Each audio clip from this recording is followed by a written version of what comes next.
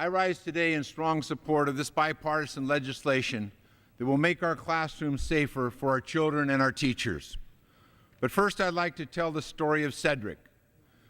This is a picture of Cedric, who was a young man from Killeen, Texas, who died in his classroom when he was just 14 years of age.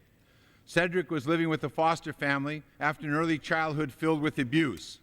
Among other things, his biological family had neglected him by denying him food. Despite knowing this, on the morning he died, Cedric's teacher punished him by refusing to do his work by delaying his lunch for hours. When Cedric tried to leave his classroom to find food, his teacher put him face down in restraint and sat on him in front of his classmates. He repeatedly cried out that he could not breathe. He died minutes later on the classroom floor. Now I'd like to tell you the story of Paige.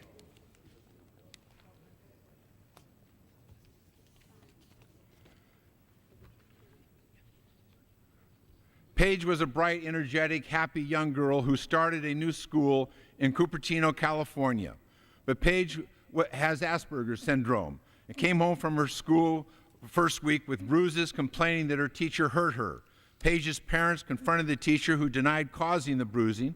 She did admit to restraining Paige for simply wiggling a loose tooth.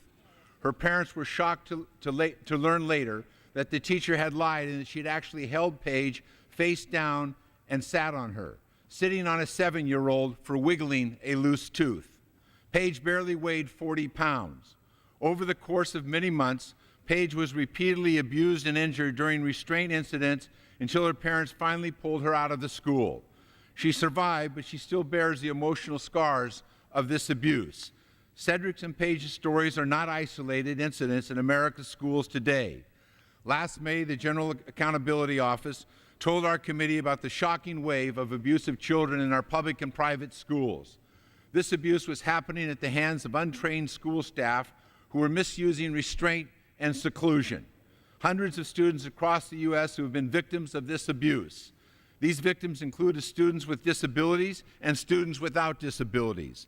Many of these victims were children as young as 3 and 4 years of age. In some cases, children died. Restraint and seclusion are complicated practices. They are emergency interventions that should be used only as a last resort and only by trained professionals. But GAO found that too often these techniques are being used in schools under the guise of discipline or convenience. Last year, in my home state of California, there were more than 14,300 cases of seclusion and restraint and other, quote, emergency interventions. We don't know how many of these cases were actual emergencies. We have federal laws in place to prevent these types of abuses from happening in hospitals and other community-based facilities that receive federal funding. But currently, there are no federal laws on the books to protect children from these abuses in the schools where they spend most of their time. Without a federal standard, state policies and oversight, they vary widely, leaving children vulnerable. Of the 31 states that have established some law or regulation, many are not comprehensive in approach, and several only address restraint or address seclusion, not necessarily both. For example, in one state, the rules only for children enrolled in pre-K. In another, only for children with autism are protected. And yet another example, only residential schools are covered. Many states allow restraint or seclusion in non-emergency situations, simply to protect property or to maintain order. No child should be subject to these extreme interventions for simple non-compliance, like the 7-year-old who died after being restrained for blowing bubbles in her milk.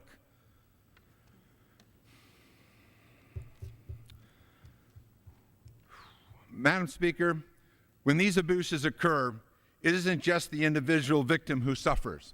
It hurts their classmates who witness these traumatizing events. It undermines the vast majority of teachers and staff who are trying to give students a quality education. It's a nightmare for everyone involved. We are here today to try and end this nightmare. We are here today to make sure that no other children suffer the same fate as Cedric and Paige. The Keeping All Students Safe Act will ensure that all children are safe and protected in schools. This bill takes a balanced approach to addressing a very serious problem. For the first time, it will establish minimum safety standards for schools, similar to federal protections in place for children in other facilities. Under this legislation, physical restraint and seclusion can only be used to stop imminent danger of injury. The bill prohibits mechanical restraints, such as strapping children to their chairs or duct taping parts of their body, or any restraint that restricts their breathing.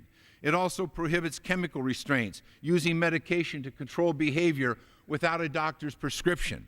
The bill will also require students to notify parents after a restraint or seclusion incident, so that parents don't learn about these abuses from whistleblowing teachers or from their own children's bruises.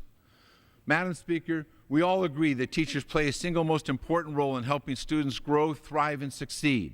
Teachers support this bill because it focuses on keeping both students and staff safe, giving teachers the support they need to do their jobs. It asks the states to ensure that enough school personnel are properly trained to keep both students and staff safe, encourages schools to implement positive approaches to managing these behavioral issues. Madam Speaker, I'm very proud that we worked on this legislation in a bipartisan way.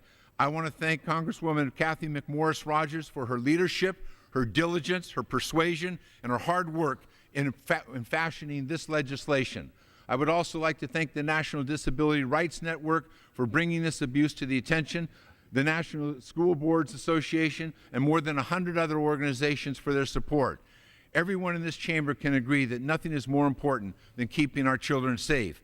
It's time to try and end this abuse. I believe that this legislation will go a long way in setting a standard and showing the states the way, and hopefully in the next 2 years, the states will develop their own standards that at least meet these minimum standards of not depriving these children of the cushion of safety that they are entitled to, that their parents and family expect when they go to school on a daily basis.